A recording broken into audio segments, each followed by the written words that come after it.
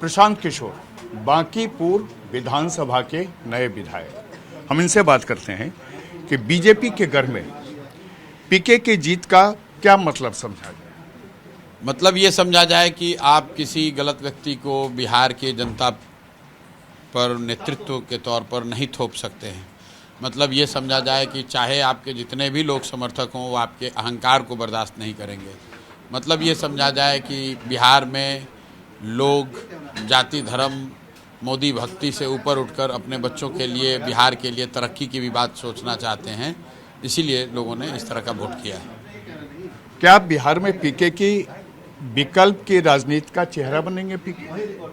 अब ये मुझे नहीं मालूम है कि विकल्प की राजनीति क्या होती है, लेकिन लोगों को बिहार में विकल्प मिले ताकि लोग लालू के डर से भाजपा और भाजपा के डर से लालू को जो वोट देने की मजबूरी है उस कुचक्र से बाहर निकल सके।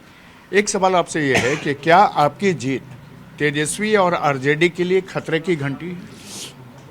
भाई यहाँ पर जो सत्ता में है उसके लिए खतरे की घंटी होगी, जो विपक्ष में पहले ही से मरा बैठा हुआ उसके लिए क्या खतरा घंटी होगी? तो ऐसे ही पहले से खत्म है।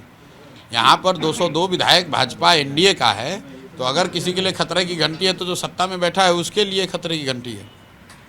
लेकिन मिश्रा भारती तो कह रहे हैं कि आप ही बीजेपी के असली कैंडिडेट हैं। इसका मतलब क्या निकाला है? अब हर व्यक्ति के बात का जवाब देना उचित नहीं है। प्रशांत किशोर सिर्फ बिहार की राजनीति करेंगे या उनका मिशन दिल्ली है?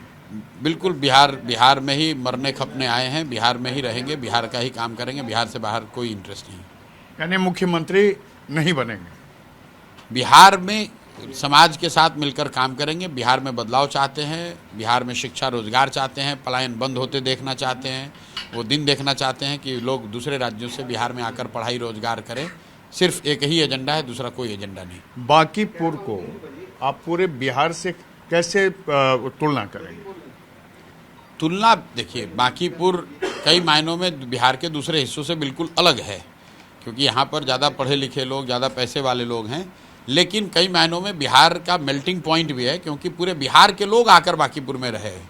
तो दोनों ही बात है, कई मायनों में अलग भी है और कई मायनों में आप बिहार का एक रिप्रेजेंटेटिव सैंपल के तौर पर भी बांकीपुर को देख सकते हैं, क्योंकि बिहार का शायद ही कोई जिला है जिसके लोग बांकीपुर में नहीं रहते हैं। एक अंतिम सवाल आपसे कि जंतर मंतर पर नीट पेपर लीक के आंदोलन में आप शरीक नहीं हुए। झारखंड में जेपीसीसी को लेकर के बड़ा आंदोलन चल रहा है, जी न्यूज़ ने इसको मुहिम भी बनाया है, तो क्या आप इस आंदोलन में शामिल होंगे? देखिए, मैं जब आंदोलन चल रहा था जंतर मंतर पे, तो उस समय मैं यहाँ पर चुनाव में व्यस्त था। सोनम वांगचुक मेरे व्यक्तिगत मित्र हैं, मैं पहले भी कह चुका हूँ, मैं अभी उनसे मिलूँगा भी, और आगे अगर मेरे से कुछ मदद चाहिए उनको या हम कुछ कंट्रीब्यूट कर सकते हैं तो वो करेंगे, लेकिन इसके अलावा हमारी उस आंदोलन में अभी तक कोई भूमिका नहीं है। झारखंड में जो आंदोलन चल रहा है जेपीसीसी को लेकर, बहुत जानकारी नहीं है, मुझे उसकी बहुत जानकारी नहीं है। आप मतलब कि अभी उनके समर्थन में खड़े नहीं? हमें जानकारी नहीं है अभी। तो कल तक तो हम लोग चुनाव में यहीं व्यस्त थे। मैं उस आंदोलन से जुड़े कुछ लोगों को जानता हूं, जो लोग फ़ोन करते हैं, जो कॉकरोच पार्टी के 2-3 लोग हैं जो चेहरे के तौर पे आपको दिखते हैं, वो लोग जब फ़ोन करते हैं तो बात हो जाती है। सोनम वांगचुक को मैं जानता हूं, वो मेरे दोस्त हैं, उनसे मिलूंगा, उनसे बात करूंगा, और इसके अलावा मेरी उस आंदोलन में कोई भूमिका नहीं। लगातार बिहार के मुख्यमंत्री सम्राट चौधरी आपके निशाने पर हैं। इससे पहले बीजेपी के कई लीडर भी आपके निशाने पर हैं। वजह क्या? निशाने पर इसलिए हैं कि मैं नहीं चाहता हूं बिहारी होने के नाते कि कोई अनपढ़ अपराधी व्यक्ति बिहार का मुख्यमंत्री बने। लड़ाई किसी व्यक्ति से नहीं है, उस व्यक्ति के चरित्र से, उस व्यक्ति के पृष्ठभूमि से है। मैं ये नहीं चाहता हूं। क्या आप पत्रकार के तौर पर, आप बिहार के हैं, तो आप चाहेंगे कि बिहार का मुख्यमंत्री कोई अपराधी हो?